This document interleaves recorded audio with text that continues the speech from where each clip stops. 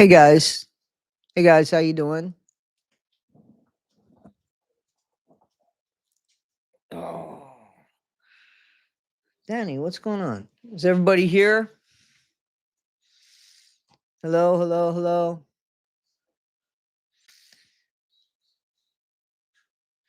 Yes, I was feeding them. I was feeding them. Is anybody here? Can you guys hear me at all? Can you hear me at all? Yep, I am freshly clean. Yep. And I fed them. I took them out and I fed them. They didn't get peanut butter anything yet because they ate lunch. How's everybody today? Okay? Yeah. Good, bad, indifferent. What information? What misinformation happened? Did I miss something? Hello? Did I miss the misinformation?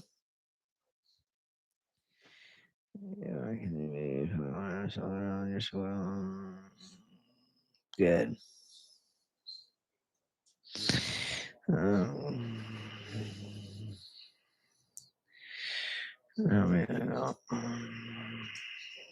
Um, so, guys, how we doing?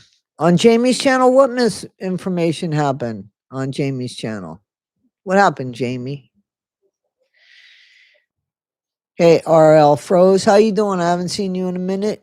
Haven't seen you in a minute. Joy, hi Joy. I know it's Wednesday. What happened? You had misinformation on your channel. We are good. Nice job on Fancy. Thank you. Thank you. Thank you. I appreciate that. Appreciate that. I like the happy. What are those showgirls waving at me, Joy? I like them.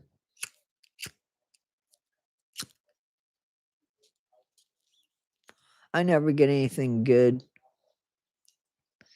Renell, I sent you a message, Renell. How you doing? I sent you a text message. So I sent you that yesterday.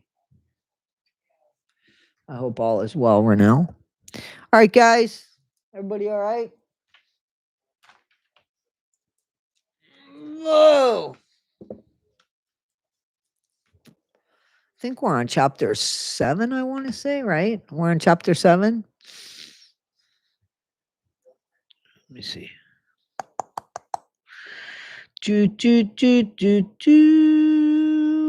Not so secret, secret.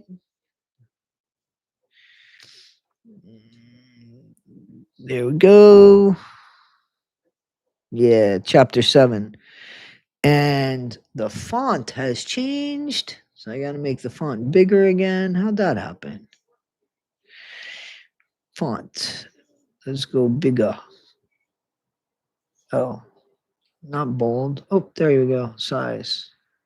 Well, I think it started to rain today. There we go. All right. I don't need it bold. So let's go this way. Let's go this way. Okay. All right. I think that I have it now. Chapter 7.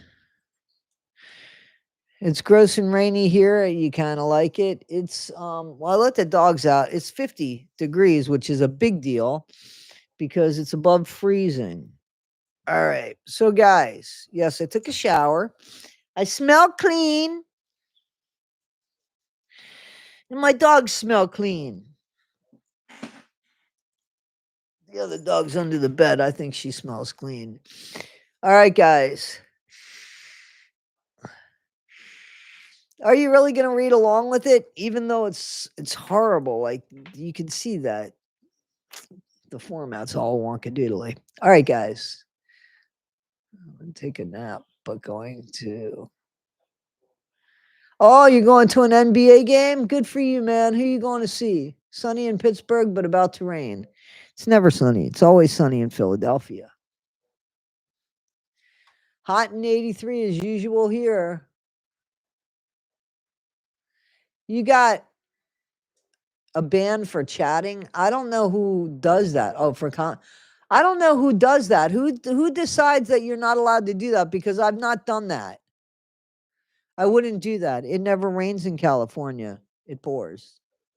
Man, it pours. Raining in Chicago. Looks like it's raining all over the country. Crappy day today. YouTube shouldn't, for commenting, I never saw you say anything that would get you banned.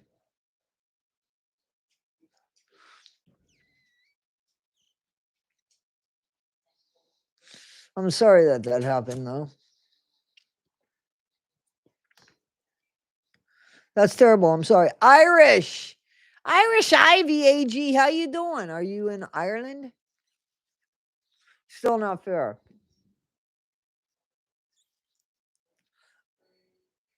Tennessee is on fire again. Kathy Hanna, how you doing? Georgia, Irish Lassie. Excuse me.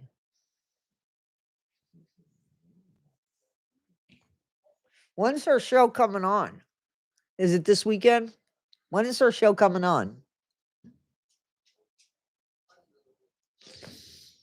Forecast said rain and cool front tomorrow. Wow.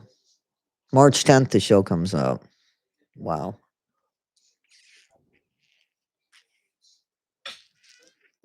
It is, and I obviously can't roll very well, but that's what it is. Okay, you ready?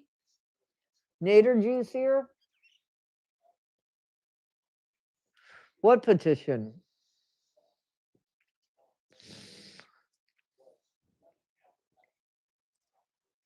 Pigeon Forge is on fire in Tennessee, really? All right. Listen to your interview with Brandy yesterday, Toddy. I have words. Okay, cool. Anytime, you know, Renell. Anytime. All right. Let's go. There's something wet here. Hang on.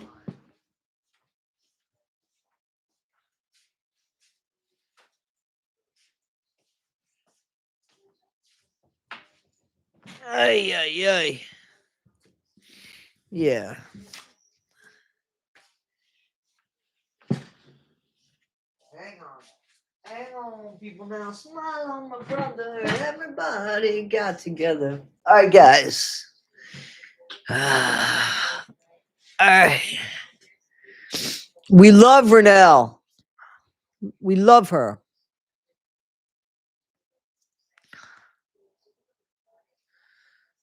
I made a mess.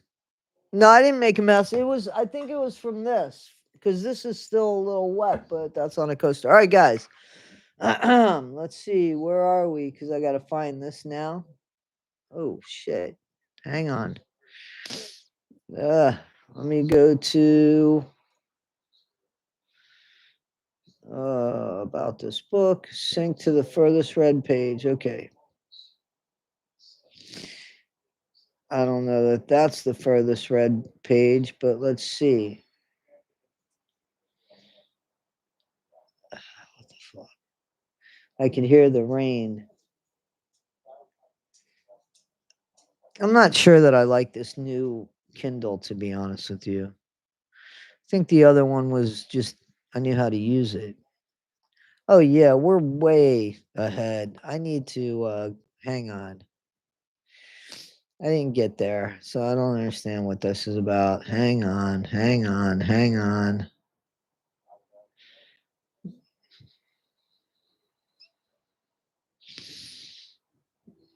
Sorry, guys, hang on.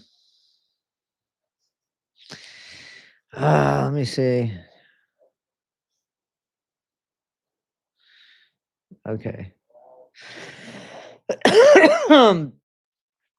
Hang on.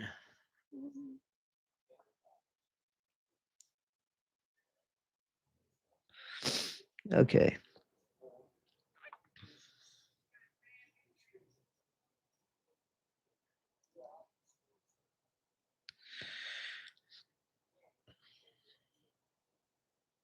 Wow. What a pain in the ass. All right. Chapter 7, how to understand your life. Sorry. So, chapter 7, how to understand your life, yeah?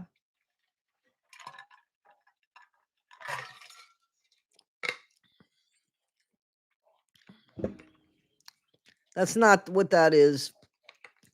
It's the thing, like I said it was. If it was a joint, I'd say it. It's the Kindle. All right. Chapter 7, how to understand life. Half the battle of anything is understanding it. We very rarely understand certain things that happen around us as they are happening. Sometimes we don't even understand our own actions.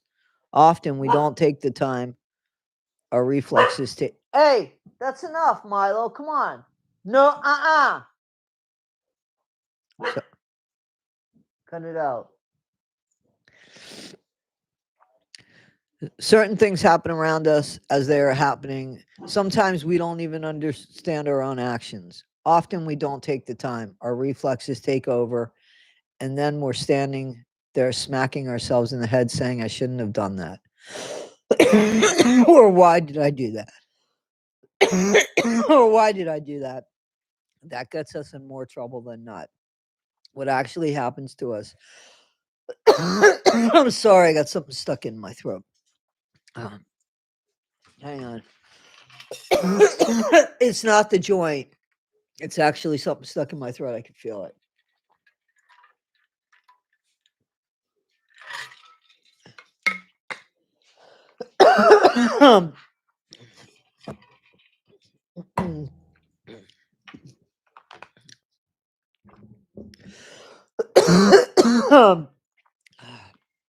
Or why did I do that? We react. That gets us in more trouble than not. What actually happens to us when we don't understand something? We certainly don't feel comfortable. We might feel like we've been caught off guard. And those of us that don't like those surprises can become very jittery. What is it that we're afraid of? Danny, you can't just there. You got to go somewhere. Thank you. If we understand and can face our biggest fears that may occur in a situation, then though we may not be able to prevent them from happening, we will have control over how we act about it when it does. That's a big advantage. It's time we faced our fears anyway, got honest with ourselves. I had a friend that, excuse me, I had a friend that used to ask the kids at the rehab a great question. Who are you when the lights go out? In other words, when no one is there looking, how do we behave? How do we act? Do we act with integrity? Do we put away the game face that we wore all day to become someone totally different when we're all alone? Excuse me. Do we know who we are? Or are we still waiting to become that person? Or did we know who we were, but realize that we were wrong in our assumptions of us? It's time we get to know ourselves if we haven't yet. It's also time to be real and become honest with the things that maybe we should consider changing. Or, as I said earlier, if three people or more are saying the same thing, and if it's negative, then perhaps it's time we take a look. Remember, are we where we want to be in life? What are we waiting for? We'll only get there by taking one step at a time. But at this point, if we're not there yet, run, jump, or fly because you're a bit behind schedule. We have only one chance to live. If we don't live for ourselves now, when do you think we will? We have choices. We have instincts. We have feelings that make us happy or sad. We know what comfort is. We have given thought to boundaries. Now, somewhere on our blueprint, we are at the big star that says, you are here, but is here where we want to be. Sometimes we simply get caught in the cycle of living. We begin working at a young age. We want all the cool stuff that others have. Just like I mentioned before, we begin making payments because very few of us can honestly afford the stuff we purchased. Without paying for it on time, instead of waiting and saving the money, we run the plastic. We run the plastic card through the machine and find other stuff and do it all over again until the plastic card says decline. we sit in a worse predicament.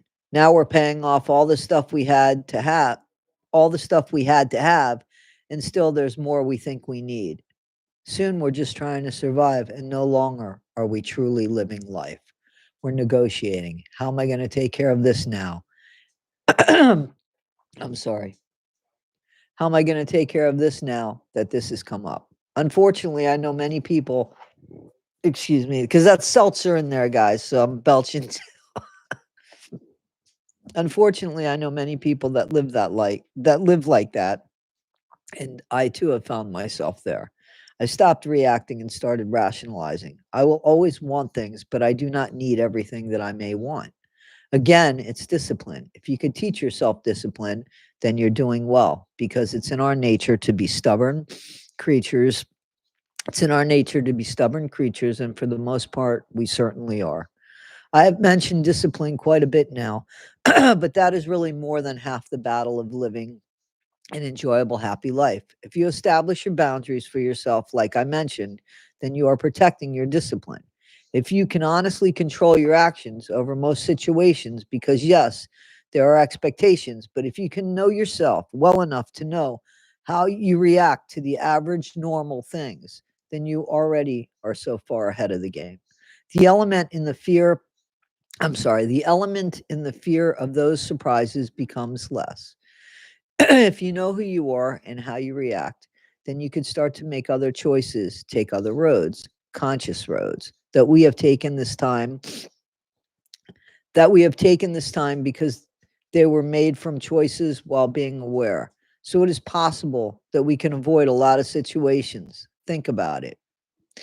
We have control over what we choose to see, like driving on a road and on the other side of the street was a car accident. How many people have to look? To me, why would I want to see a head rolling down the road if I don't have to? Why take the chance? I know that's a graphic example, but I felt I was getting too serious. The thing is, the odds of seeing something that the odds of seeing something that might disturb us and having to deal with some unsightly vision that will then live in our memories and we'll fight like hell to forget, we don't have to see. By not looking, we can simply reduce those great odds. Those odds greatly, I'm sorry. It also works this way too. You don't have to let people push your buttons. Don't open a letter or an email that you know you don't want to read, or you won't believe if you read it anyway. Or if you know it's only going to make you react, you have control over your actions. I have returned letters to people that I knew it was over with.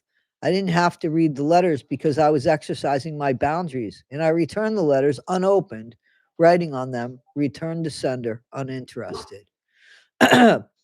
This was not to be mean, it was to be honest. I don't play games with people, and if someone has done me wrong and I know I can't forgive them, then I know I can't forgive them, since the ex, then since the explaining is over, the relationship ceases. Curiosity will not rule my life.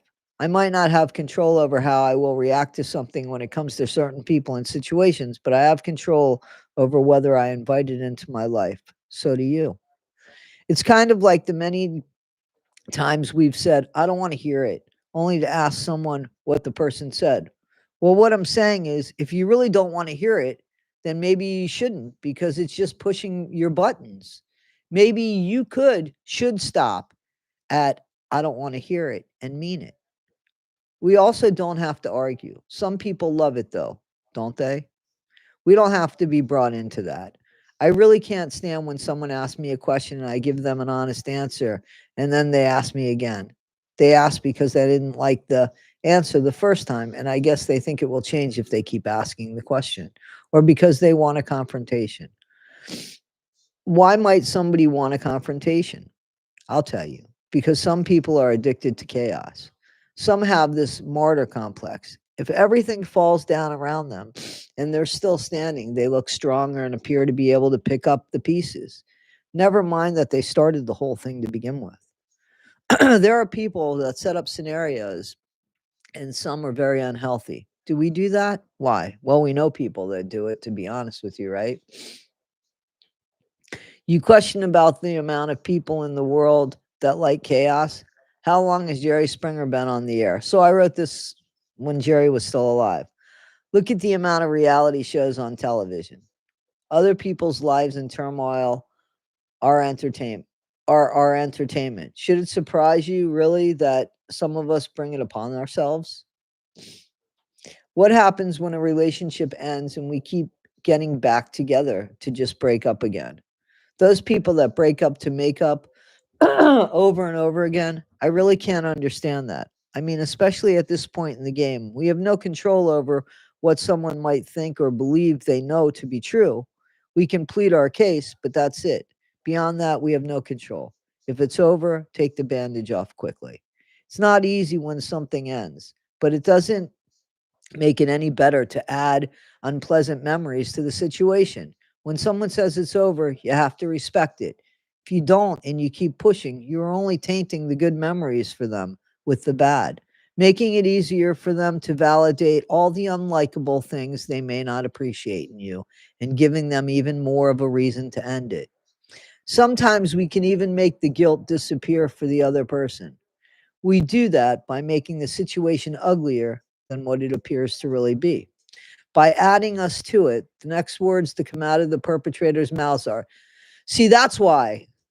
So I ask you, why would you want to make it easy for someone who has done you wrong? Guys, Danny's a little skittish because of the rain, so I'm just going to give her some Benadryl. So just give me one moment because I have to put it in peanut butter for her because she's just standing here pacing and I can't do that. Milo, he's sleeping, but Danny's a little nervous. Come here, baby. Come here, mommy gonna make you peanut butter and a pill, peanut butter and a Benadryl. No, Milo, you don't need any peanut butter, but you don't need Benadryl, but you want the peanut butter. Okay. All right, hang on, guys. I'm sorry. Come here, Danny. Here you go, my precious little girl. There you go, babes. There's my girl. Come here, Miley. Here you go. Good boy, precious, and a few other moments we two can share. Oi, look at that. Look at that. Tell me I don't have the best critters on the planet. Ooh, peanut butter for Dan. Ooh, peanut butter for Mize. There you go. You guys are spoiled, rotten babies, but I love you. Okay, so Danny, that should kick in about 10 minutes, and then you'll go down and lay down. Okay, little babes? You'll lay down. Okay? Now, thank everybody for letting me come on over here and give you cookie and give you the peanut butter.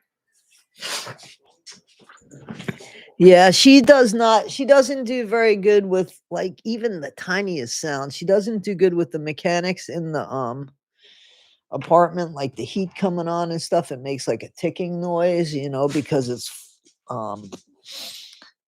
not floorboard. Is it floorboard? I guess it's floorboard. Anyway, go lay down, guys. All right. So, let me see how you guys doing. There's no need to buy. Sorry about that. We can't have Danny nervous. Yeah. She doesn't do good with that. Unless you're an animal. I mean, my animals hear the electricity come on. I hear the ticking. I get it. My friend was the one that said to me, that her dog has the same issue. And I noticed that that's what it was. And when Danny started feeling, remember I put her on Prozac, she's on Prozac, but I'm pretty sure her reaction was because of the noise, because she didn't have issues. Remember, I was like, I don't understand. We moved here months ago and we didn't have any issues. Why all of a sudden does she have issues? That's when they put the electric on. So she doesn't whine and make weird noises. She just paces and is like right under my feet. She's just nervous, and I hate to see that.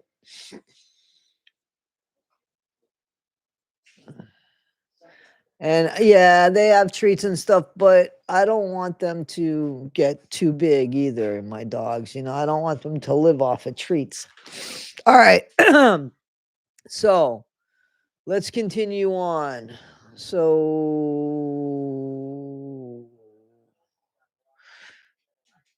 All right. So let me go back to, we do that by making the situation uglier than what it already is, by us adding to it. The next words to come out of the perpetrator's mouth are, see, that's why.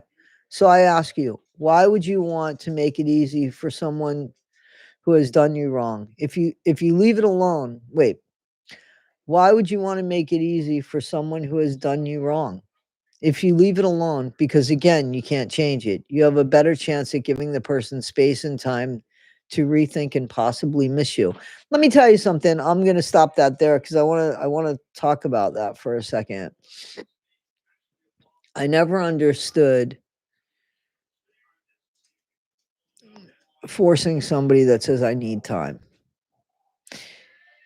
One, you're showing them that you don't respect them if you don't give them the time.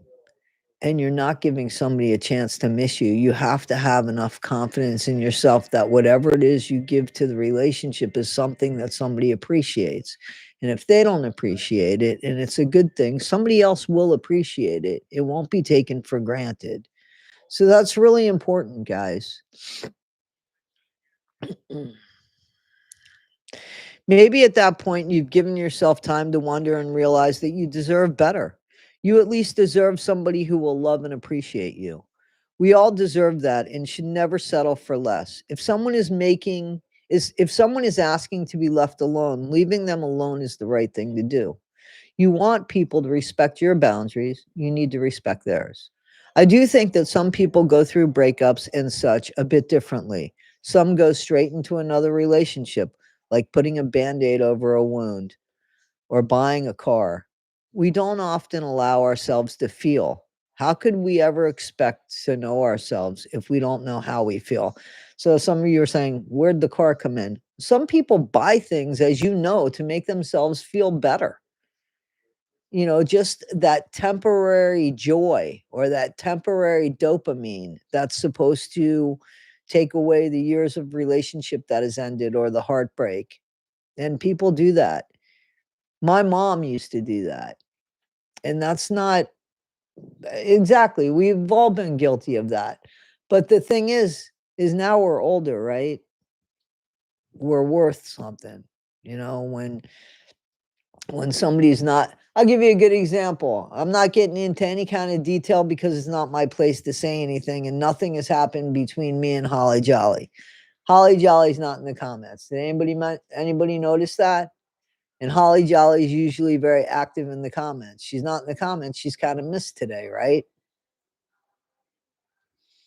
Right?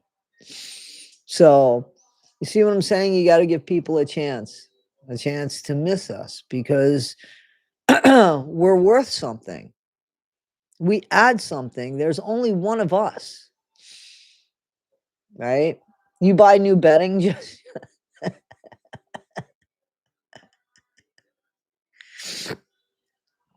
I do think that some people go through breakups in such a little bit different. Okay, like putting a band-aid. Okay, I got that far.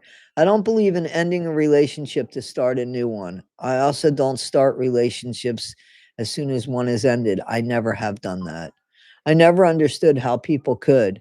They must have been emotionally unattainable and therefore at least emotionally unfaithful to jump from one to another. We continue to move on our road of life, even if it appears that we are not. The world certainly still moves around us.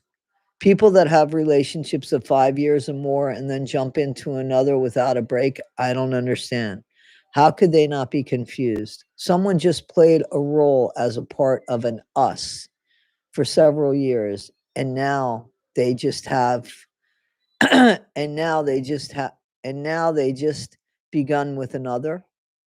Do they even know who they are anymore? That's when people go from, and I have unfortunately a really good friend that goes, and I love her dearly, but I don't think she's ever been alone.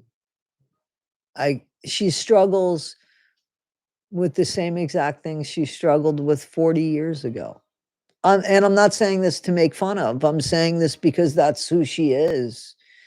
She's a great person, has got a heart of gold, but she can't handle being alone. I don't understand that. It if you really can't stand to be alone, I would think you need to work on yourself, to enjoy your company, to at least get to know yourself. That's a really big thing. There's only one of us. We have to appreciate who we are. If you believe in God, you have to believe that we're here for a reason. If you don't believe in God, you still should have confidence in yourself that you are somebody very special. You know, I love the sound of the rain behind me, to be honest with you. So this is nice. It's a nice little steady rain. I don't understand how they can be confused. Someone just played a role as okay, so we got that far. Do they even know who they are anymore? Why did their relationship end? How to prevent it from happening again? Have they mourned the loss of an attempt at sharing their lives with someone? Doesn't that deserve the respect of time to look back and learn from? When you love somebody and it doesn't work, doesn't it deserve the respect to rethink about the relationship, enjoy the memories of it, put it in to a place and then go forward? Doesn't that make sense? That makes sense to me. Um, okay, so doesn't that deserve the respect, time to look back and learn from? That time wasn't somehow suspended. Time went on for others and for us. We've changed as the world has, and they have too. Kids get older, people get closer to another part of their life. John Lennon said it perfectly. Life is what happens to you while you're busy making other plans. Situations have dictated change. So when and if you hit that road, take care of you first. Don't think of someone else. Don't think someone else can do that for you. Here we go again, carrying our bags. Louis Vuitton and Hefty weigh the same when the same amount of stuff is in them. Lugging our bags from one place to another or one person to another. Hang on. Mm, Sorry. Okay. Lugging our bags from one place to another, one person to another, is pathetic at this stage of the game. Do we know people like that? And they us? Do we sometimes look or feel like the lost and clumsy, unfamiliar tourist that's unsure and insecure of their surroundings? You have to unpack your bags now. What doesn't fit, what's not attractive to you, what you simply have grown out of, put it away. Go through old pictures, relive old memories, smile if you can, cry if you must, but then put it away. It's time. I mean, really, our endurance and stamina certainly isn't what it used to be at our age. Give yourself a break, lighten your load. So that was chapter 7. I'm going to chapter 8. Oh, Holly Jolly's good though. I'm not going to go into any kind of details with her. Those that might know her email might want to just reach out to her and tell her that you missed her in the live today, or you noticed she wasn't here in the live today.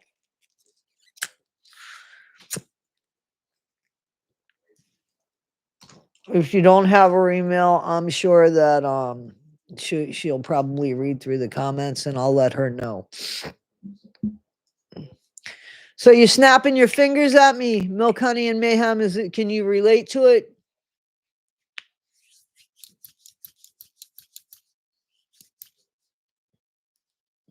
Somebody really think that they're God? Don't be jealous of this.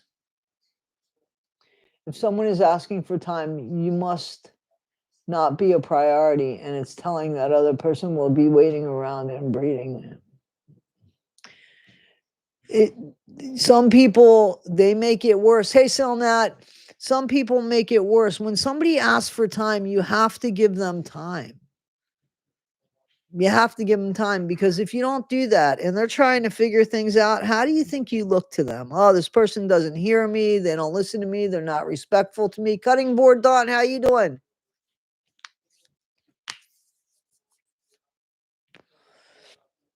Guys, cutting board Dawn's in the chat. And Silnat's in the chat. Desperate. Exactly. And who wants to be known as desperate? It's not a good look, right? Everybody's good, I think so. We're reading my book, Dawn.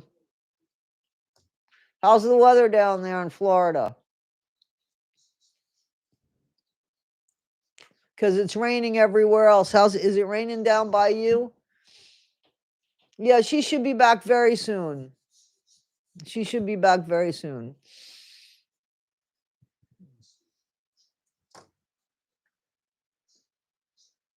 It's raining here in Canada. Okay, it's a beautiful day. It was raining earlier. Now the sun is shining. In 20 minutes, it'll be pouring in Florida. That's the way it is, right? You guys should hear this. Do you hear the rain? I love it.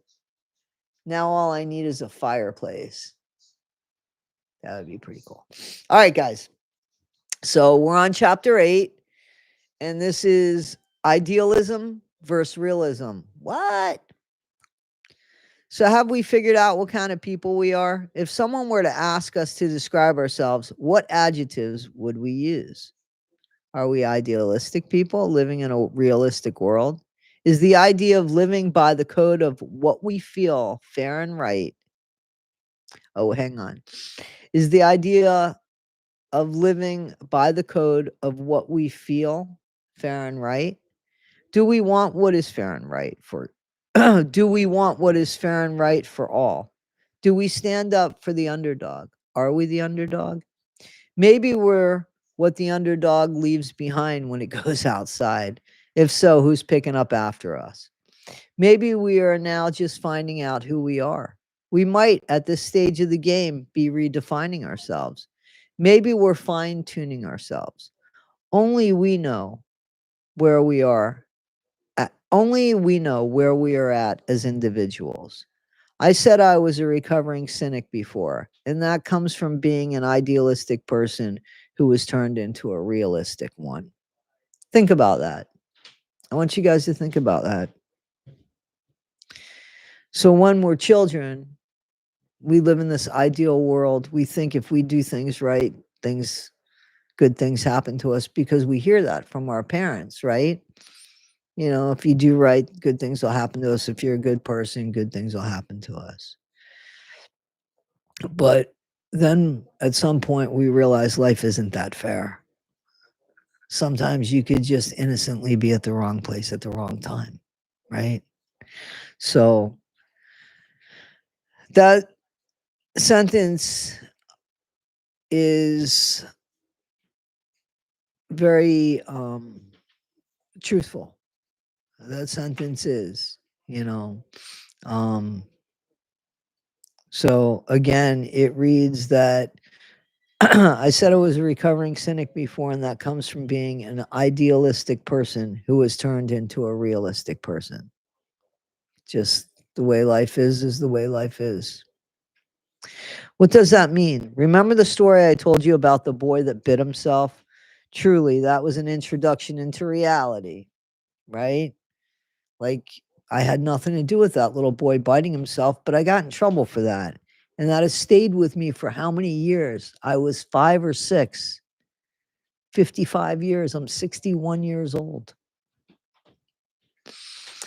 It can also mean trying very hard to get somewhere in life and still not getting there. It can mean advocating for others or ourselves as to what is deemed fair and it not making a bit of difference in the argument or in spite losing it.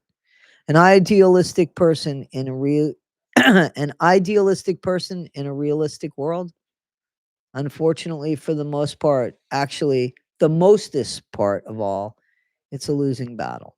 Very, very few have been able to make a difference in the attempt of taking the ideal way and making it work in reality.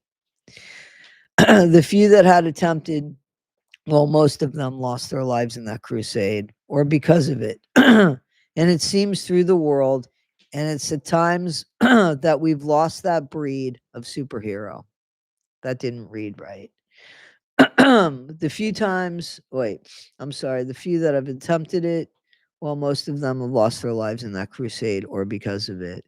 And it seems through the world and its times that we've lost that breed of superhero. As I said, idealism comes from perfection, what we derive or interpret to be right and just. Realism is the way it really works, the way it is.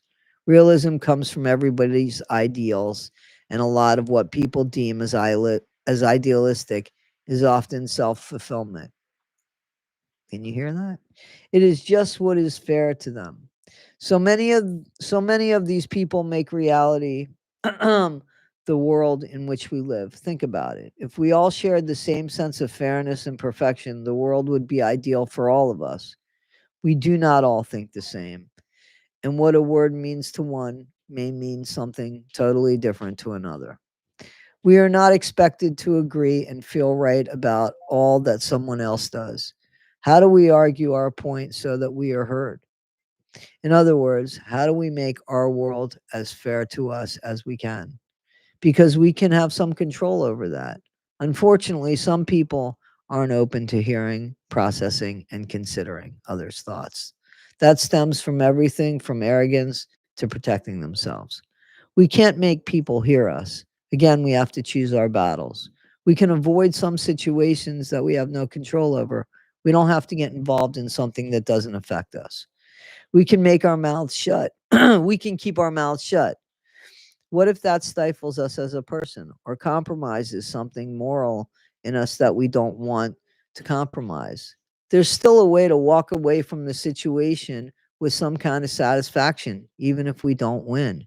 That is by doing the best we can and being prepared. There is more to doing the best we can than just saying we're doing the best we can. You have to believe in yourself and your side of the argument. If you don't, if you don't have that, then really you have no chance unless you're arguing with an idiot. In which case, you have no worries anyway. In fact, we may even refer to that person as an idiot, but the truth is that they probably are not, especially if they were able to draw us into a dispute with them. They are either way cunning. Hang on. They are either way cunning, which makes them very deliberate, which idiots aren't.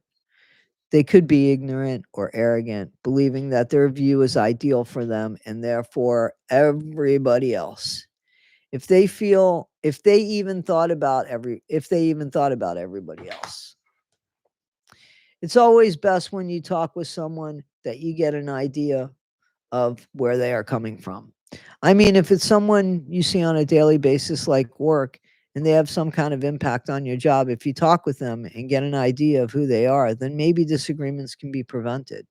If there is ever a dispute, then you'll have an idea of where they are coming from. It's very important to get to their point of view. If nothing else, that shows attitude. This way, you see their point of view and are prepared for their reasons and are prepared for their reasoning and responses. Often it's best to wait, rethink your plan, go over it, mock your arguments so that you can be ready for theories and beliefs that the other person may have thrown up upon that. Yep. Let me try this again. Often it is best to wait, rethink your plan, go over it, mock your arguments so that you can be ready for theories and beliefs that the other person may throw upon you. You have a very good chance at getting your point across if you are precise, factual, confident, and ready. The tone you take should be one of surety. If you know the person that you are going head to head with, then their answers should not totally catch you off guard or surprise you. That being said, it certainly doesn't seem that we give each other the benefit of the doubt anymore, yet we still expect it. We're bound to get into disagreements with others, being that 30 is the new 20 and 40 is just ancient, it seems. The whole world seems to get younger except for us. We are misunderstood for the most part. Some of us may even work for people that are young enough to be our children. They move faster because our bodies have slowed. They're hungrier because they want even more than we ever did. And most of them do have at least one thing in common, that they think they know it all. We want to tell them the mistakes we see them making, but we can't come at them as if they're kids. Being a young adult is cursed. Wait, being a young adult is cursed when we dismiss these people as children or kids. Yet look at them. They're far from the kids that we once were. The truth is that they do have an advantage with technology and life for that matter. Personally, I found that many young people had experienced a much more grown life than I had while I was growing up. It is a different world, and it is literally at their fingertips with computer access, which is another advantage many have over some of us. We can change that though. If we are working, then taking a computer course would be valuable. We should do what we need to do to keep us valued and respected in the workplace. If you're not working, take a computer course. You have to do more than exist in this world, and so much is on the World Wide Web. You still need to be able to partake in conversation. I think it's important to know what the kids are talking about. About work, though, it goes back to what my old boss says: if you don't like what you're doing, then you're wasting your time. I have always had the belief that if I have taken a job and agreed on the rate of pay that I was told I'd be getting, then my attitude would be that I would do the best I can at the job and give 100%. After all, no one forced me to take the job. I would hope that I like what I'm doing. It might not be my dream job, but I do have to at least like it. If you hate your job, find another. Hang on. Uh, Sorry.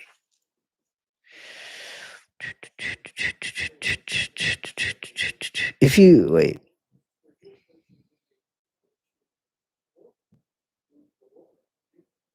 if you hate your job, find another one.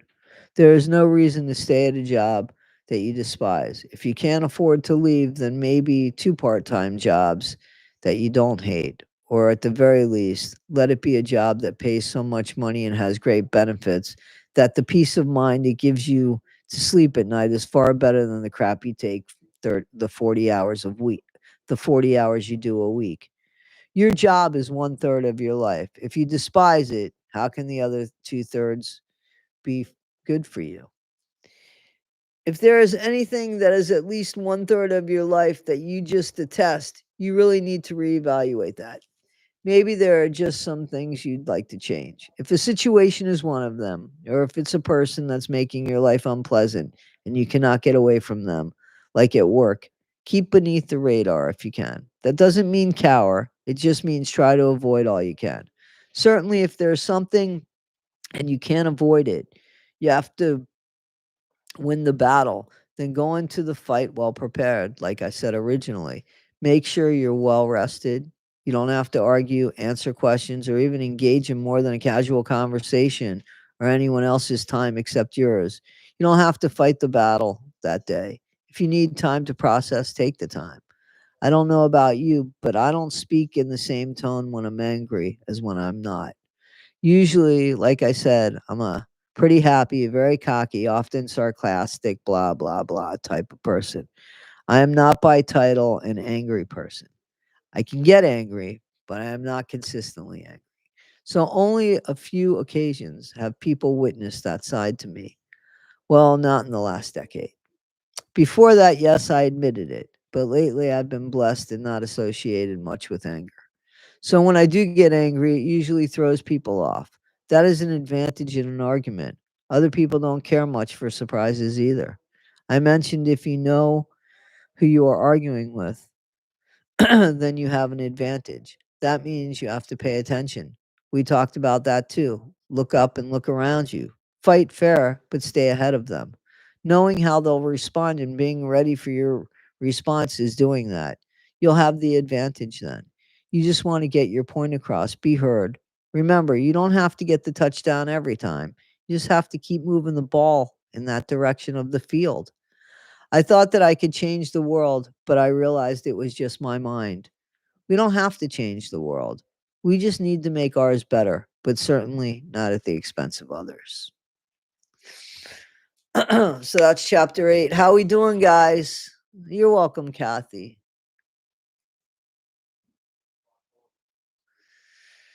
How we doing? Okay.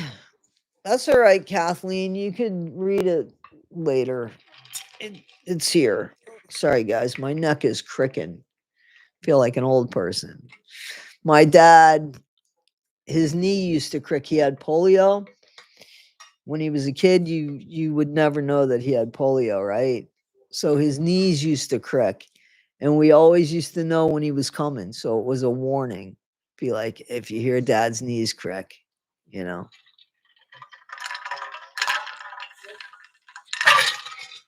If you heard Dad's knees crick, stop what you're doing. I'm glad that you needed to hear this, Milk, Honey, and Mayhem. I'm glad. Yeah, it's raining. All right. So, how we doing? Okay. Let me see where we're at. Does anybody have any questions? If you work in something, I'm glad that you're enjoying the book. Guys, again, you can get this book for free on Kindle if you have Prime, and a lot of people have Prime. Otherwise, the book's just $2.99 if you want it. My biggest complaint is that it's not in the correct format, so it's kind of hard to read. And I know that I tried to put it in the right format. I think the second book that I put up is in the correct format.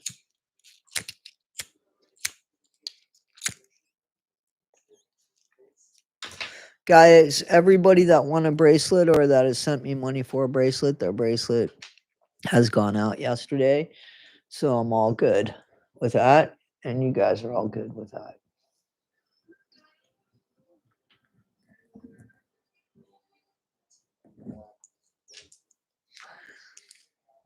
Thank you. I'm reading the comments.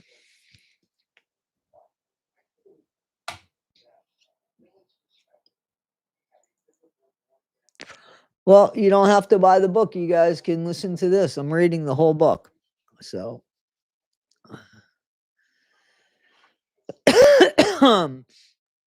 so this is chapter 9. I'm a real person in a robotic world. I don't think our nature is to trust people. I think that maybe it once was upon I think that maybe it was once upon a time ago, but we lost that as we so-called evolved. We say that we are civilized, and I guess by definition we would fit into that synopsis, but I'm not sure we truly are. We don't really act that way all the time. I think that when we get to where we are in life, we have survived many battles, but probably lost a few wars. We have become hardened. We have become disappointed, disillusioned, and sometimes just plain dissed. I became cynical, though I'm working on it. Are we the type of person that allows people to continue to take from us, not just financially, but emotionally? Are we always somebody's sounding board? Do we take what everyone says and carry it with us like it's our own problem? Do we even spend our time trying to solve other people's problems? Why would we want to do that? There is only so much that I'm willing to carry of my own. I'm not willing to carry other people's hefty garbage bags. I've been kind and listened and drained and been drained, trying to fix everyone else's problems. Whether I was asked to or not, it kept me distracted. It kept me distracted from my own. How convenient. I must be fine if I'm not worried about me. And better than fine if I'm taking care of others. Sure, it all looks good on the outside, but you can't hide from yourself. Ultimately, everything comes out, everything has its time, but we can take control over some of that time. We have a say so about that. Instead of fixing others, work on fixing ourselves. We're not perfect, and we'll never grow if we're always helping others. The truth is that we won't grow either. The truth is that we won't grow either. So we're not even doing them any favors. Oh, I'm sorry. The truth is they won't grow either. Okay, so we won't grow and they won't grow if we're doing other people's work. So we're not even doing them any favors. Besides, look at what it's taken from us. People can take advantage and people will take more and more. So be careful being a martyr. It's truly costly all the way around. There is nothing wrong with helping others with their problems as long as you have yourself right. We also don't have to take on their baggage. We can listen and give advice if it's wanted. Some people just want to talk. You know what gets me? Hearing the same exact problem over and over and over again. I really don't understand people. I really don't understand someone that continues to live life in the vicious cycle of misery. They do nothing and complain about being miserable. The definition of insanity is doing the same thing over again and expecting different results. I'm a firm believer in that creed. I don't support the staying in the exact same place and then bending my ear about how nothing ever changes. Change it. You have control over that. I think that I have lost the patience in hearing people just complain. I have learned to listen without taking. I have friends and they share and talk with me. I worked with inmates and juveniles like I mentioned before. I used to leave the job so exhausted.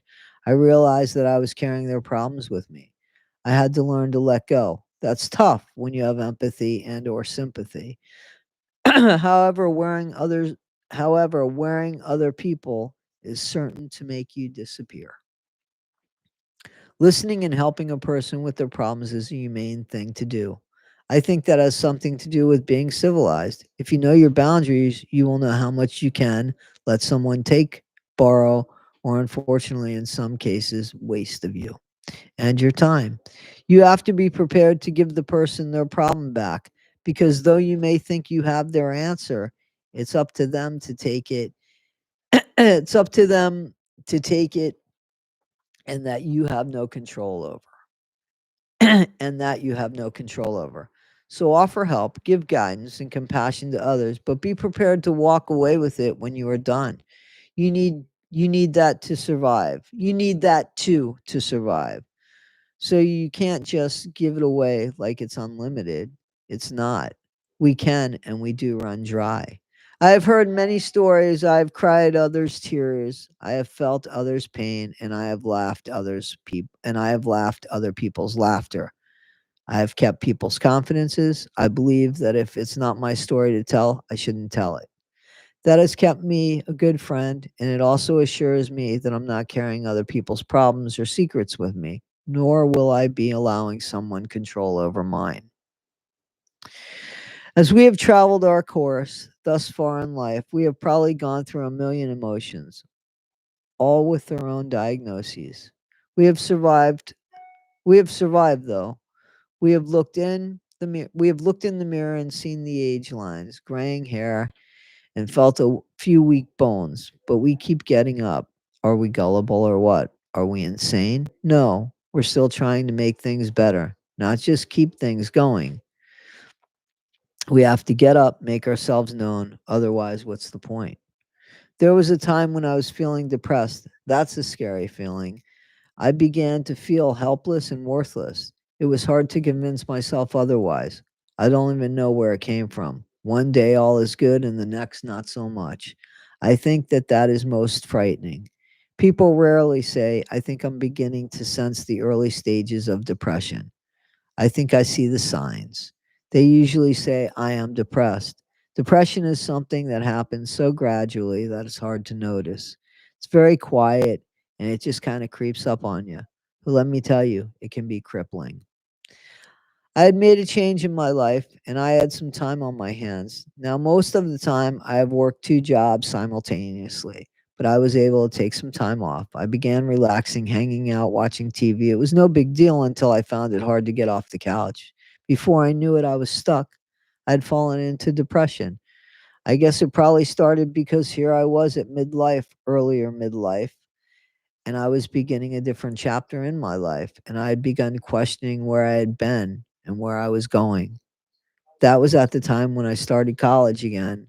I was very grateful that I had already registered for classes and therefore had a place to go. I found that I am not good with stagnation. I need to be doing something with my time. Losing myself in front of a television each day just made me question each night what the point was.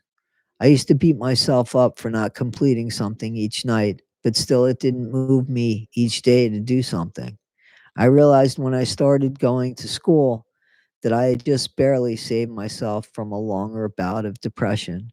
I saw the change in myself instantly. I thrived on being challenged. I needed that, and I also needed more human contact. It was a good lesson learned, and I was blessed that I caught the depression before I couldn't. I still don't think I'm very good with more than a few days of alone time, so I don't encourage that for me.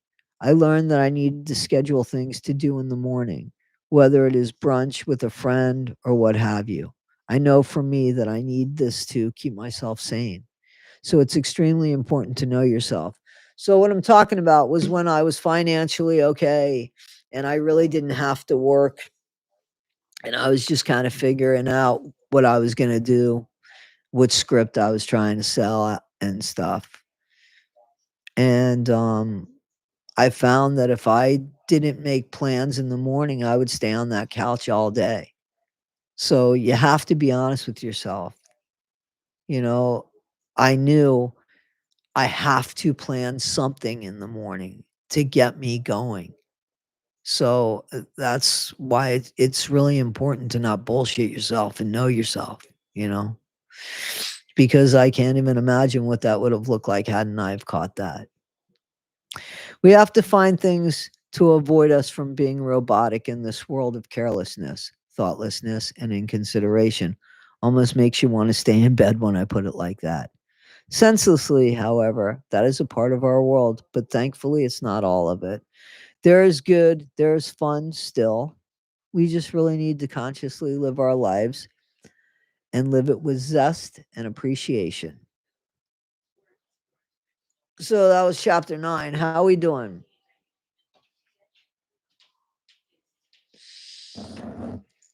I totally believe in going on vacations and checking new areas out. That's a great idea. The only thing that I say is, always, especially traveling alone as women, we need to pay attention. Don't let your guard down. Pay attention. But I've traveled a lot of the world on my own, and then I was fortunate enough to travel with my family. But yeah, I travel alone. I was thinking, so here's my latest thing that I'm thinking. I think that I want to check into like a narrow boat in the UK after, so it'd be about 3 years before. So I could save up for a narrow boat and live in a marina on the narrow boat with Danny in the UK. In 3 years, I don't think Milo will be, you know, with us. So maybe Danny and me. And I think I would be happy in a boat. I lived on a boat before because my dad had like a fishing yacht and I was his mate. And for 6, 7 months I lived on the boat. I was gonna go to the Bahamas, but I was like, I don't want to live in the Bahamas. And I didn't want to be a boat mate for either any real period of time. It was good for me to figure things out, but you know. The turtle, you bought a helicopter in your dream? How was that?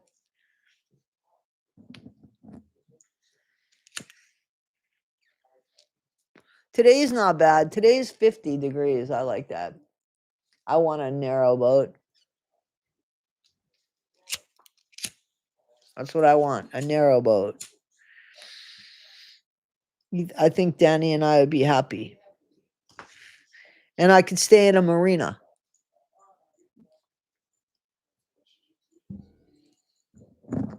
You taking the kids camping this summer? That's good.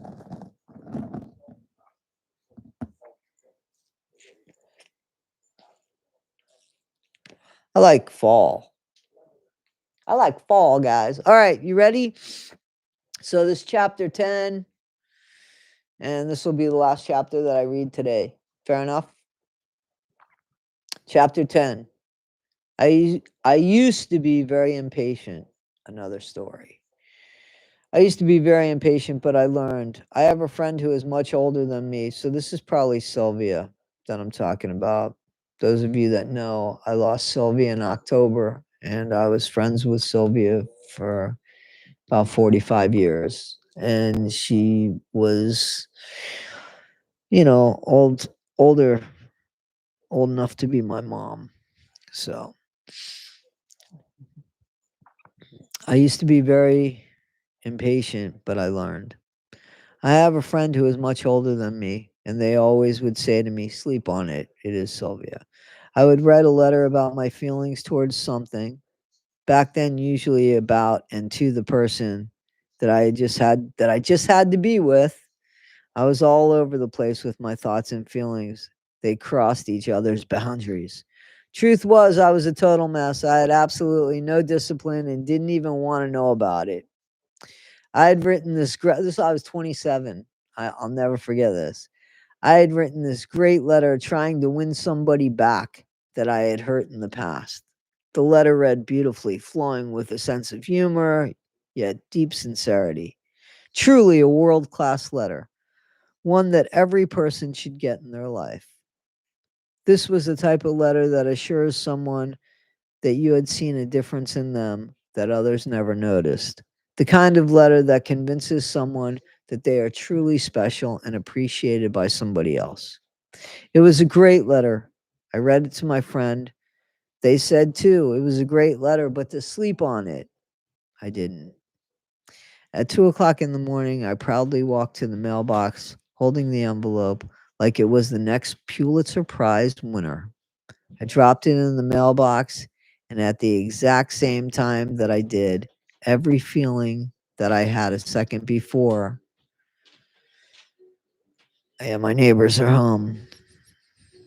I dropped it in the mailbox, and at the exact same time that I did, every feeling that I had a second before I dropped it in the mailbox. Wait a minute. At 2 o'clock in the morning, I proudly walked to the mailbox, holding the envelope like it was the next Pulitzer Prize winner. I dropped it in the mailbox, and at the exact same time that I did, every feeling that I had a second before dropped with it. It's true. I've told you guys this story. I stood outside the mailbox wondering how to open the metal encasement to retrieve my letter. Imagine the look on someone's face who actually is trying to maneuver their hand through the envelope slot of a mailbox. Needless to say, you can't get it in there. I don't know where those feelings went, and it was over 20 years ago that had happened. It was over a lot longer than that now. Maybe I was more in love with writing such a great letter that once it was written, the love affair was over. Maybe if I had slept on it, enjoyed that bliss for the rest of the night, I would have realized that I wrote that letter for me, not so much for the other person. But I didn't, and it was on its way. That wonderful letter had now become something that was going to come back and choke me with each greatly written word. It did. The letter had won back that person I wanted, but I didn't want them anymore. Try explaining that. I learned from that moment. Sleep on it. Good idea. I've been sleeping on things for 2 decades now. That I'm sleeping on anything for over 20 years. Wait a minute. What's that say? Not that I'm sleeping on anything for over 20 years. I'd give it at least 24 hours, though. I learned to wait before I react. It helps with the amount of stupid mistakes I make in my life. I am friends still with the recipient of that letter. I can only tell them the truth. I'm still friends with them, by the way. Back then, I could only tell them the truth back then, and I did.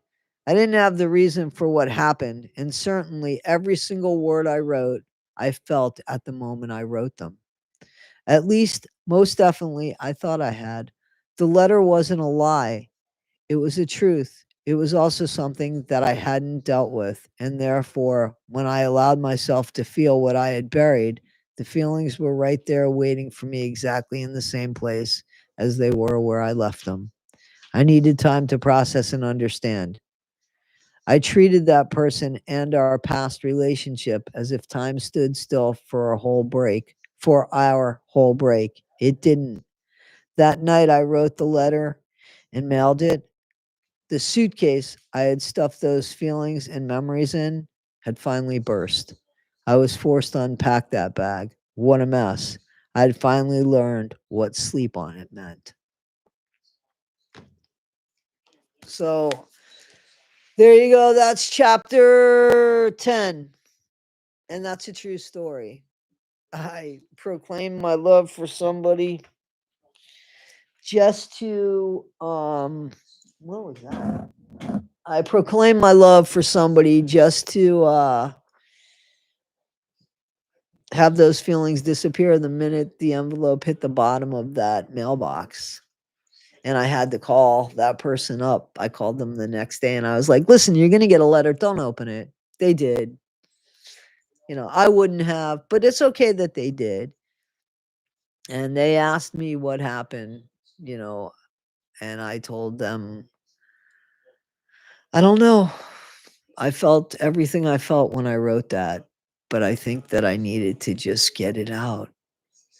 I don't think it needed to go to them. It just needed to come out of me. So sleep on it. Guys, I wanted to talk to you about um talking to Brandy yesterday because I've gotten some feedback about that. And I actually had a few people unsubscribe. And I want to let you know that the people that unsubscribed, I blocked from my channel. You know, when I say that I blocked from my channel, they can still come and get content from the channel if they wanted to, but they can't comment. And I want to tell you why I did that, because I thought about that. And I said to myself, you know, I've been on this platform for over a year.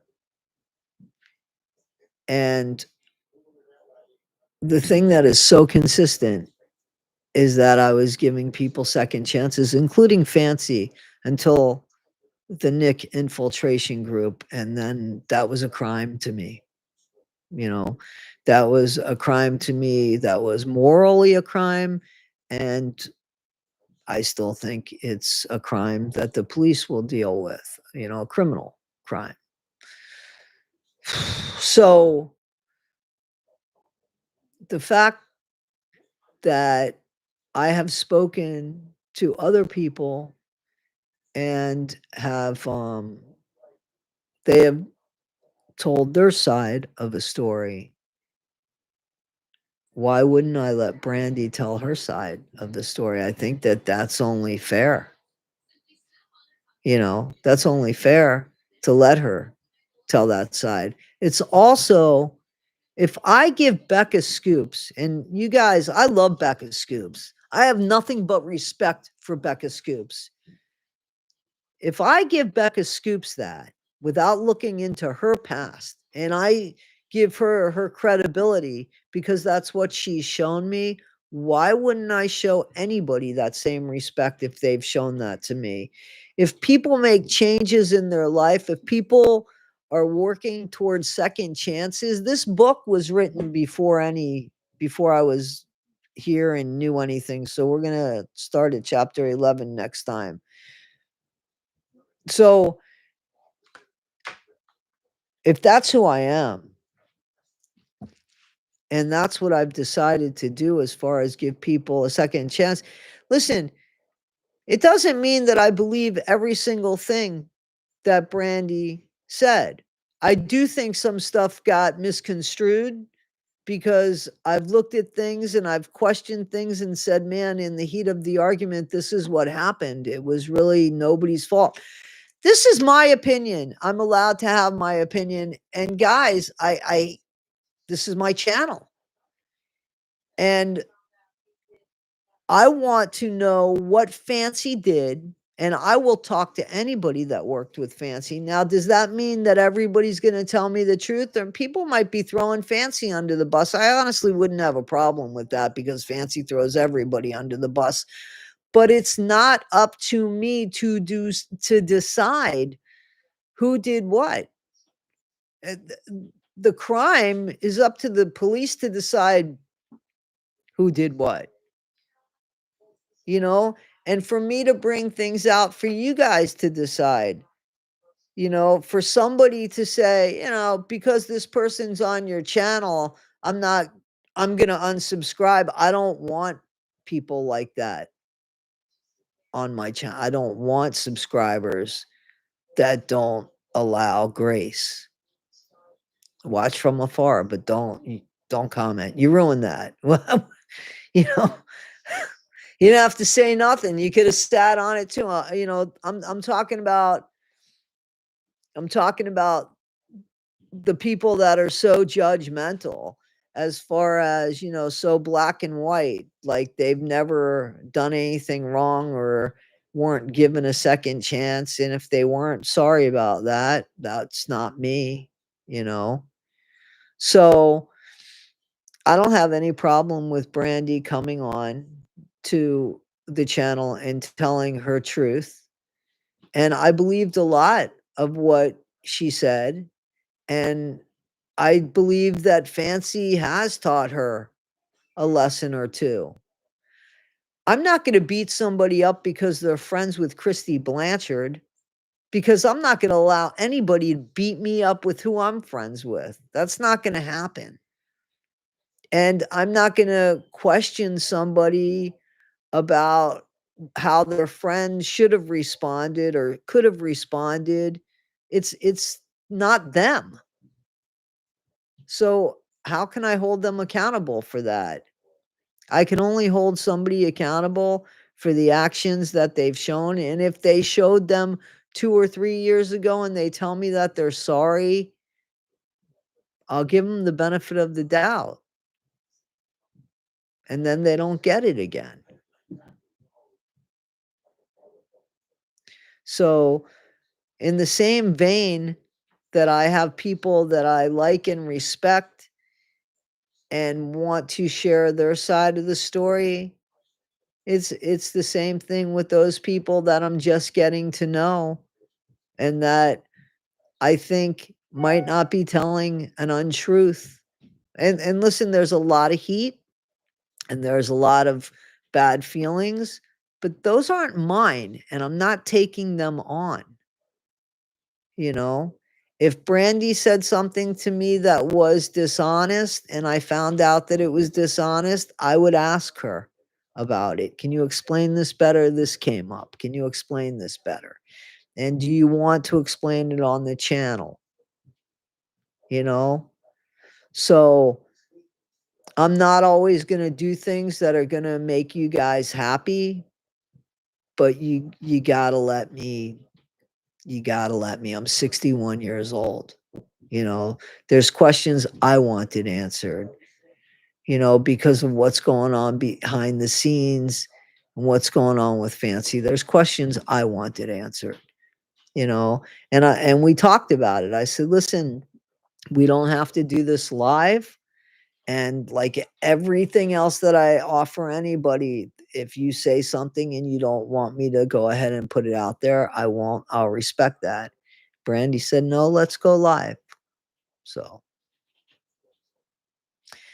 but I do ask you guys that if I do have somebody on the channel, and you might not like them, can you at least please show respect on the channel?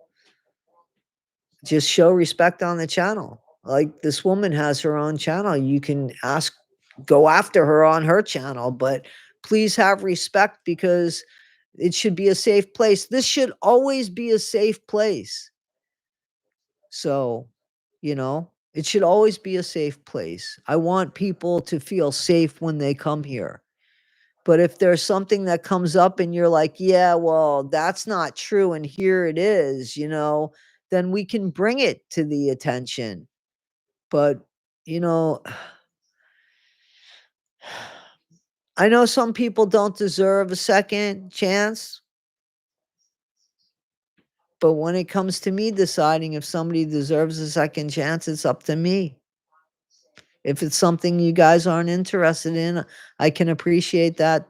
Maybe that's not the video for you. Or maybe You'll learn something. Oh man, I thought it happened that way, but it didn't happen that way. Or no, no, no, it happened that way and I got proof and you know what I'm saying? So that's all. Guys, yeah, I'm not gonna have Fancy on the here's the thing, I'm not gonna have somebody on the channel that is just gonna out and out lie to me or out and out try to manipulate me. I don't want to work that hard. And it's also important, and I know I keep bringing up AA Ron from Scientology. It's also very important to me that I don't bring somebody on the channel that might not be a very good person and can cause a lot of damage and break a smile with them because that messes with credibility. And I'm not willing to do that. You know, Aaron is very charismatic. I think he's much more manipulative than me. I could never do a live stream with him. You know, I would do something that wouldn't be a live stream with him. And I don't know that I could be fair to Aaron because I wouldn't want to smile. I wouldn't want to crack any of the wall that I wouldn't want to crack any of the wall that I would have up to protect myself against Aaron, if that makes any sense. So there's certain people that I won't have on my channel until I would know how to handle that situation better. Or if I felt like all this person's gonna do is lie to me and you know, blow smoke up my ass, no, I'm not gonna have them on my channel. That I'm not gonna do. So anyway, guys, we can probably we might be have two more times with the book. And then if you wanted to, we could wait and we could do the nonfiction book if you want to. So I just wanted to thank you guys. Thank you guys. Yeah, just Jen, there was nothing disrespectful on that. That was fine. And um she said that Christy had the baby, you know. So yeah, there was a lot of respect and then there was some stuff that wasn't so respectful, right? So, and that's it. And and I don't want to go into it. I said what I had to say about it, but more important than anything else, that is whoever I have as a guest, I want them to feel safe on this platform. That's what I want. So, and exactly, just Jen, I wouldn't have left a month-old baby either. I wouldn't have done that either. There's no reason why that baby couldn't go, to be honest with you, right? Right? All right, guys. So I'm gonna go lay down again because I got up to do this and I didn't sleep so well. There was a lot of work at work last night. It was like one of my least favorite nights at work. So I have some videos that I want to put up tonight at work. So I'm gonna go ahead and I'm gonna say I thank you. I thank you so much for allowing me to be part of your day as always, guys. I'm glad that you enjoy the book. I really am glad that you enjoy the book. I hope that you get something from this book that helps you. And that's a tool that you can use in your life that will help you. I hope that. I really do. And yep, I'll catch you on the flip side. That's what you said. And yeah, we'll probably continue with the book tomorrow or the day after. Okay? Guys, don't forget, be better today than you were yesterday. Not half as good as you'll be tomorrow. Always be kind. I feel like I'm getting a nasal headache now from the rain, I bet you. All right, guys. So take care of you, and I appreciate you guys so much. I appreciate you so, so much. So thank you guys. And see you on the next one. All right. Okay.